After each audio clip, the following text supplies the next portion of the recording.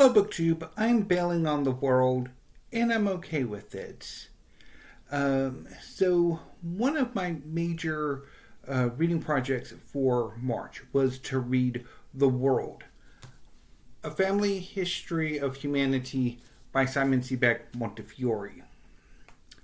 My plan was to read The World over the Monday through Friday period, while the weekends were devoted to manga.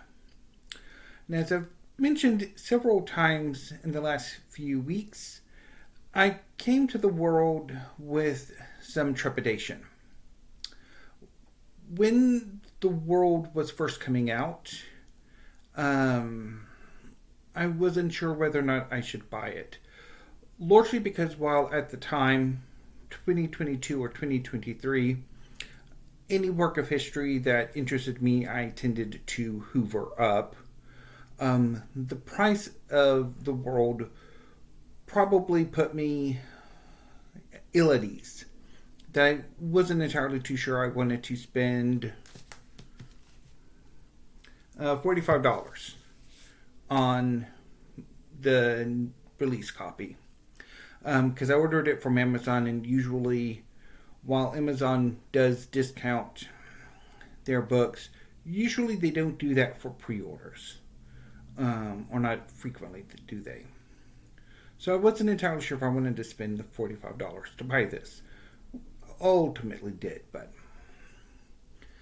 So I tried it out. I read a snippet of the book, and I caught an error.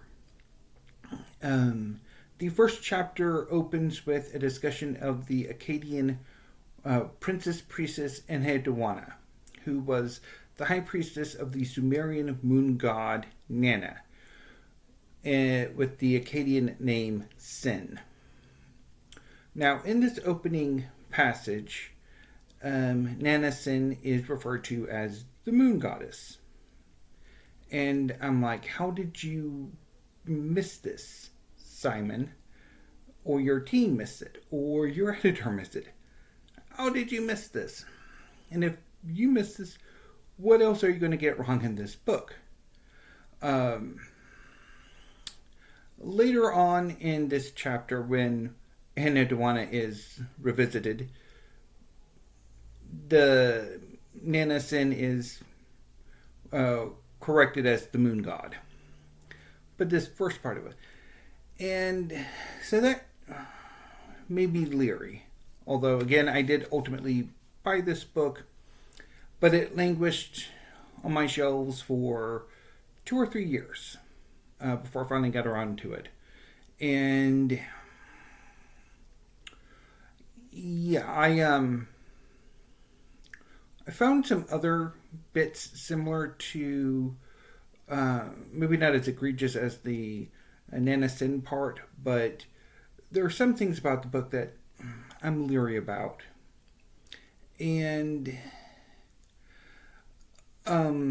it's also seemingly there is no scandal, no salaciousness, no gossip that Montefiore does not include in this book, whether it's true or not,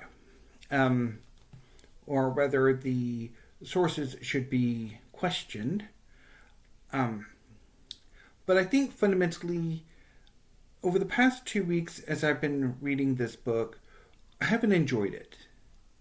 I mean, the salaciousness sort of kind of kept things going, but it just... I wasn't enjoying it. And why should I spend 2 or more weeks on a book that I'm just not enjoying? So I'm bailing on The World. Now, one thing to keep in mind that I'm sort of been thinking about as I made this decision, that I wonder if I were still more interested in history, if I would have a different reaction to this book. As I've often mentioned, I do have periodic taste changes.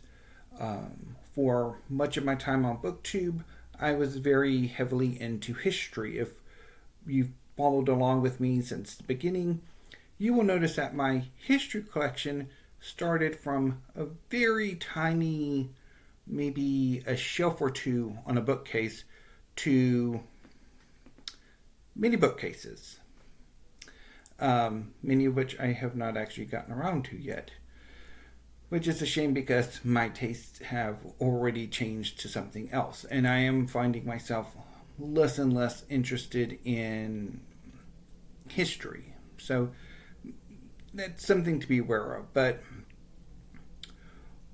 for the time being, yeah, it's time to say goodbye to the world.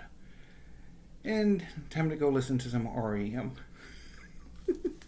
Anyway, BookTube. That is, I guess, part one of Weekly Reads. Or I guess I could bundle Pluto in with a discussion of Bleach.